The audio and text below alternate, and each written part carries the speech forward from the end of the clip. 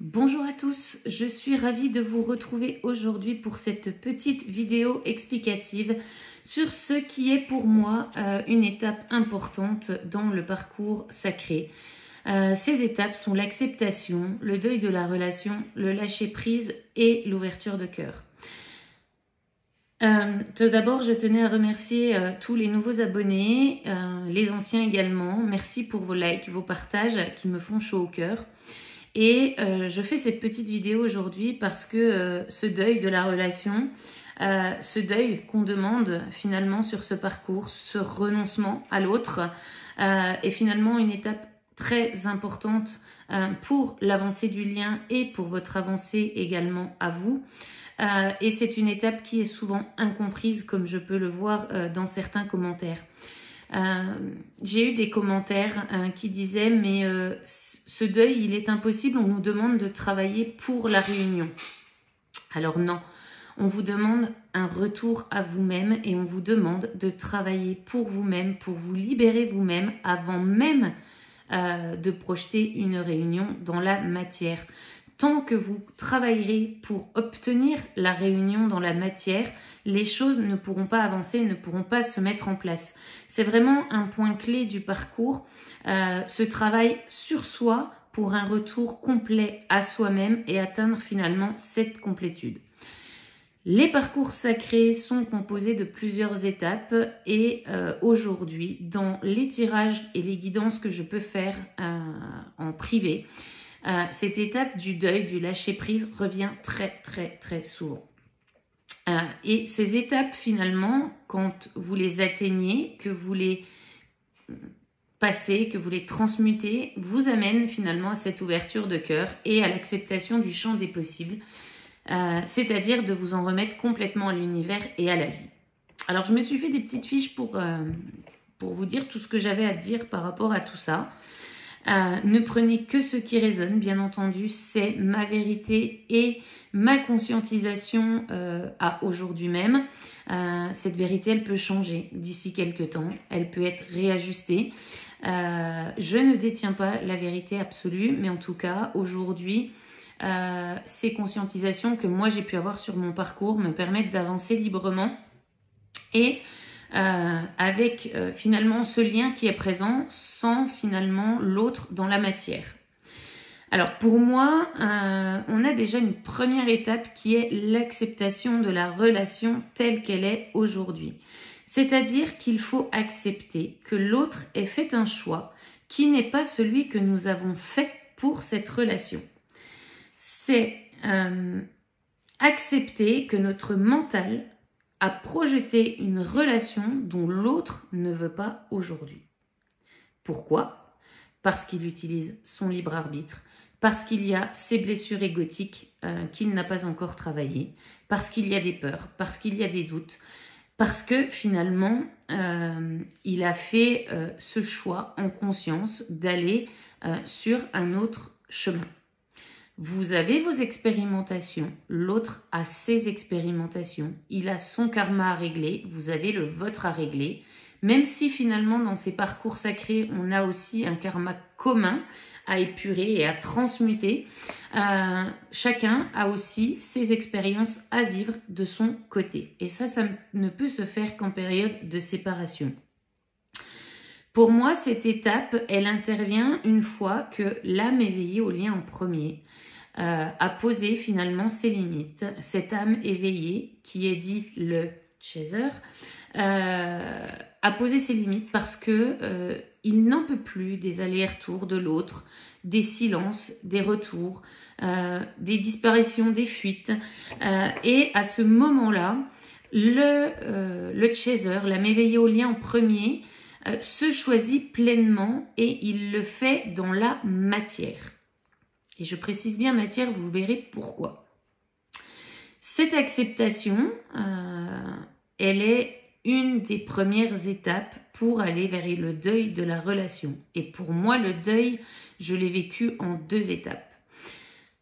J'ai déjà effectué un deuil dans la matière car tout au long de la séparation, pendant que le temps s'écoule dans cette période de séparation dans la matière, vous, personnes éveillées au lien, en premier, vous allez prendre conscience que vous méritez mieux par amour pour vous-même.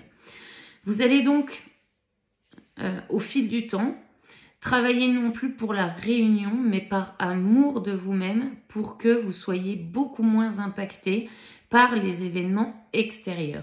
Vous allez apprendre à aller chercher à l'intérieur de vous-même toutes les réponses. Vous allez apprendre à écouter votre guidance intérieure. Et plus vous allez faire ces apprentissages, ces élévations, ces prises de conscience, plus vous allez vous détacher de l'autre et de la relation dans la matière. Et toutes ces notions de détachement et de deuil de la relation dans la matière, finalement, elles viennent petit à petit. Ce n'est pas quelque chose que vous allez contrôler. Tant que vous n'êtes pas prêt à faire définitivement ce deuil dans la matière, vous serez toujours dans la surveillance de l'autre, vous serez toujours dans qu'est-ce que l'autre fait pendant qu'il n'est pas avec moi. Est-ce qu'il est séparé de ses énergies tierces? Est-ce qu'il a réglé ses problèmes d'addiction? Tout ça, finalement, au moment de ce deuil dans la matière, vous ne vous poserez plus les questions. Vous laisserez l'autre faire ses expérimentations et avancer à son rythme. Vous, personne éveillée au lien en premier, vous prenez conscience que vous ne pouvez pas attendre ad vitam aeternam un autre qui, lui, construit sa vie à travers ses expérimentations. Votre autre ne se pose pas autant de questions que vous à ce moment-là. Il vit sa vie dans la matière, même si ce n'est pas la vie dont il a rêvé au plus profond de lui. Il la vit tout simplement. Et il vit cet instant présent. Et par ses actions et par ses choix, il vous pousse à faire la même chose et à vraiment vous détacher de lui. C'est lui qui vous pousse finalement à arriver à cette action et à cette acceptation et à ce deuil de la relation dans la matière. Il vous pousse à vous choisir pleinement et à sortir du sacrifice de vous-même et du sacrifice du lien. Pourquoi? Parce que tant que vous êtes encore focus sur l'autre, que vous travaillez dans l'espoir d'avoir cette réunion, pour ma part à moi, on en revient à du sacrifice de soi-même et un sacrifice de soi pour le lien. Vous avez finalement cette impression que si vous vous ouvrez à une autre relation, si vous décidez de déménager, de vous ouvrir pleinement à votre mission d'âme, vous avez l'impression de trahir cet autre. Or, vous ne le trahissez pas, puisque l'autre n'est pas là et la relation n'existe pas. Donc vous avez pleinement votre pouvoir créateur et vous avez le droit, et j'ai envie de dire même presque l'obligation, de vivre ce que vous avez à vivre pour vous-même. Cette période de deuil de la relation dans la matière est pour arriver à ouvrir son esprit et son cœur au champ des possibles, vous fait travailler finalement cette blessure de trahison, cette dépendance affective et votre blessure d'abandon. Parce que ça vous permet de vous sortir du sacrifice de vous-même vis-à-vis du lien en attendant que l'autre, même passivement, revienne. Vous êtes toujours, même si vous n'attendez plus l'autre dans la matière, inconsciemment dans une énergie d'attente et l'univers va vous renvoyer ces énergies d'attente. Pour moi, après le travail de cette blessure de trahison, l'âme éveillée, donc vous, chère féminine, vous allez vous choisir pleinement. Ça va vous pousser à renoncer à la relation dans la matière et à vous en remettre à la vie et à l'univers. Ça, vous ne le contrôlerez pas. J'ai envie de dire que ça arrive un matin sans même que vous soyez prête finalement à le vivre. C'est quelque chose qui se passe vraiment dans l'énergie. C'est un ressenti que vous avez au plus profond de vous-même. Moi-même, quand c'est arrivé à ce moment-là dans la matière, je me suis dit, mais comment j'ai pu en arriver là? C'était quelque chose que je ne pouvais pas envisager à cette époque, au moment de la reconnexion, quand j'entendais des féminines sacrées dire moi aujourd'hui je suis prête, je le laisse partir et je souhaite vivre quelque chose d'autre dans la matière. Pour moi, c'était quelque chose d'impensable parce que ce lien était tellement fort et je me disais, mais j'abandonne l'autre, je le rejette, je ne peux pas en fait lui faire ça. Je n'en ai pas envie en plus. Et au fur et à mesure des années de travail qui sont passées, on y arrive. Et on y arrive un matin comme ça, sans forcément s'en rendre compte et sans l'avoir contrôlé. Mais pour moi, le travail, il n'est pas terminé à ce moment-là. Quand vous avez fait votre deuil de la relation dans la matière, pour moi, il y a un autre deuil à faire pour l'âme éveillée. Parce que vous ne le pourchasserez plus finalement dans l'ici et maintenant. Mais malgré ça, vous allez continuer finalement à maintenir un lien dans la 5D. Je m'explique. Vous allez continuer de maintenir ce lien par la pensée, en lui envoyant des énergies d'amour, en essayant de communiquer avec la télépathie, en rêvant de lui, en maintenant finalement cette connexion énergétique là-haut dans l'énergie en 5D. Ce deuil de la relation, pour moi, il passe aussi par le deuil énergétique. Parce que finalement, si vous continuez de nourrir le lien énergétiquement, votre autre le ressent. On vous dit très souvent sur les parcours que votre autre ressent vos énergies lorsque vous le surveillez, lorsque vous êtes finalement dans la manipulation, dans le calcul, lorsque vous communiquez avec lui. Eh bien, c'est pareil finalement lorsque vous lui envoyez de l'amour, que vous essayez de communiquer avec lui par télépathie ou que vous maintenez finalement cette connexion énergétique dans les rêves. Finalement, vous maintenez ce lien existant dans la 5D pour vous en nourrir. Et pour moi, cette connexion, c'est encore de la dépendance affective à l'autre. C'est encore votre blessure d'abandon qui vous parle parce que vous n'êtes pas réellement capable de vous détacher de ce lien dans l'énergétique. Vous avez peur finalement que l'autre vous oublie. Vous avez finalement aussi ce besoin d'aller vous nourrir auprès de l'autre d'âme à âme. Et finalement, ça ne le fait pas pour moi avancer.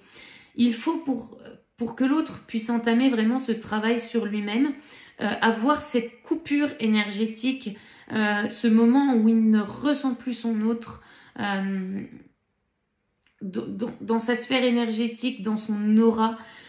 Et tant que cette coupure n'est pas pleinement ici, parce que vous ne vous serez pas pleinement choisi, eh bien l'autre ne pourra pas commencer son travail.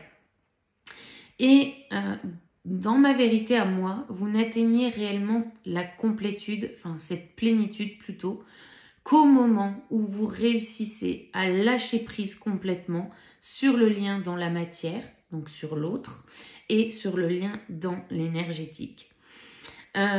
Vous avez ce besoin de communiquer à travers l'énergie et l'autre, même si il le ressent inconsciemment, le ressent et vous êtes toujours présent.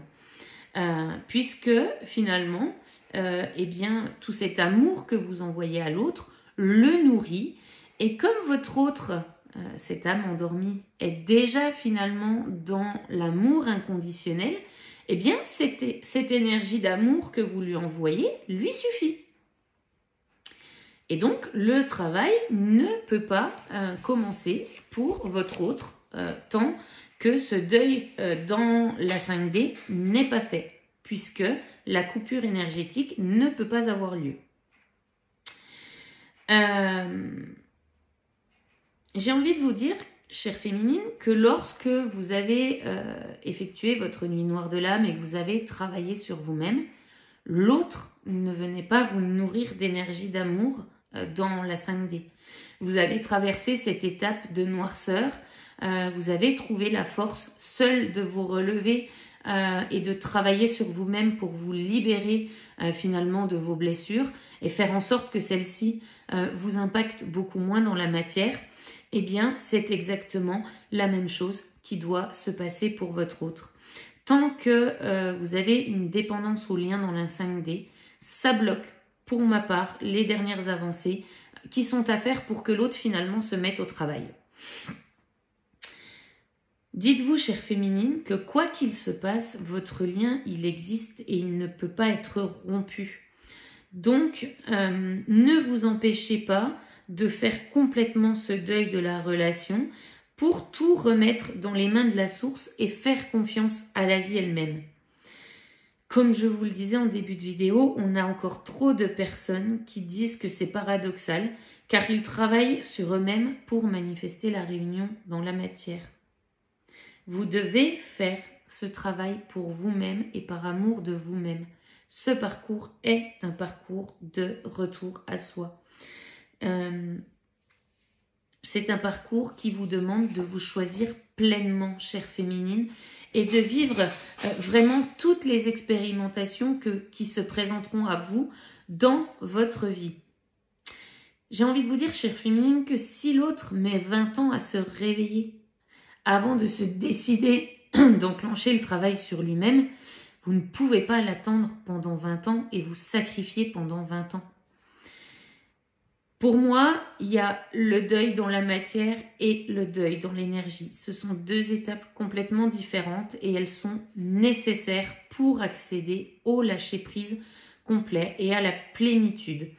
Vous allez ainsi avoir foi en vous, en la vie et en l'univers. Et vous ne nourrissez plus, à ce moment-là, d'espoir lié aux projections que vous faites de cette relation. Et ces projections, finalement, elles entraînent, de par effet ricochet, des déceptions au fur et à mesure que le temps passe et que rien ne se passe dans la matière. Lorsque vous aurez atteint cette plénitude, vous serez en mesure d'ouvrir votre cœur au champ des possibles et vous aurez la possibilité d'attirer à vous l'amour que vous méritez. Et à ce moment-là, vous aurez le libre arbitre de choisir si oui ou non vous souhaitez aller vivre cet amour ou si finalement vous continuez d'avancer seul. Pour moi, vibrer et partager l'amour inconditionnel, ce n'est pas uniquement avec l'autre, mais c'est pour toutes les personnes finalement qui vous entourent, pour l'humanité en entière, tout entière. C'est ce que vient finalement nous apprendre ce lien et c'est la mission des couples sacrés. L'amour, c'est pas seulement un visage ou une seule personne. L'amour, c'est un tout. Tout autour de vous est amour, chère féminine. Et il peut prendre le visage que vous décidez de lui mettre. Si vous décidez d'ouvrir votre cœur et d'accepter l'amour, peu importe le visage qu'il prend, l'univers sera en mesure, finalement, de répondre à votre demande et de vous envoyer une âme sœur. Une relation beaucoup plus douce qui vous permettra finalement de continuer votre chemin, de continuer à travailler sur vous-même, de continuer à régler les dernières blessures que vous pouvez avoir, mais de manière fluide, fluide et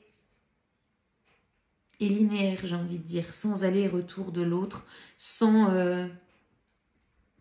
grosses montagnes sur le chemin. Voilà.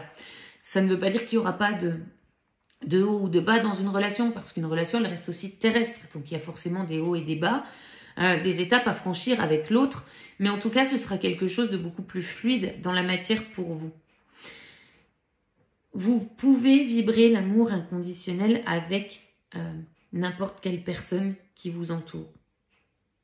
Et effectivement, si vous décidez de demander à l'univers une âme sœur sur votre chemin, on ne sera pas sur la même intensité qu'un lien de flamme jumelle, mais ça ne veut pas dire que cet amour en sera beaucoup moins beau. Il n'y a pas de lien plus important que l'autre. Les flammes jumelles ne sont pas des élus, bien au contraire.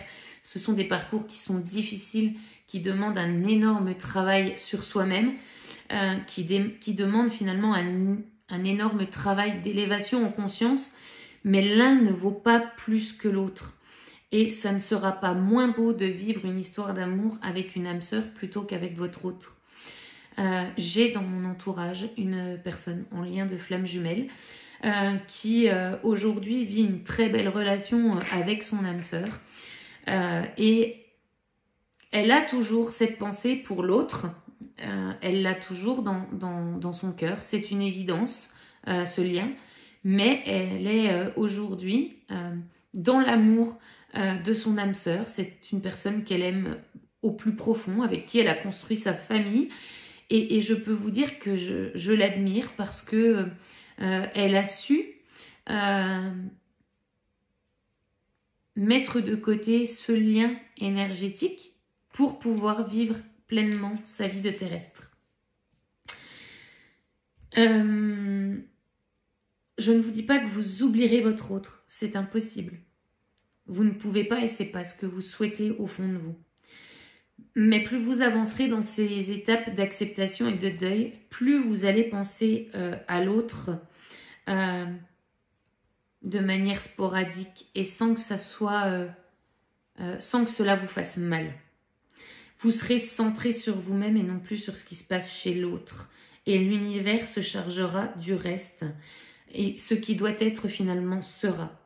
C'est-à-dire que s'il doit y avoir une réunion de votre couple dans la matière, peu importe votre situation, celle-ci, elle aura lieu et tout se mettra en place de manière fluide et naturelle.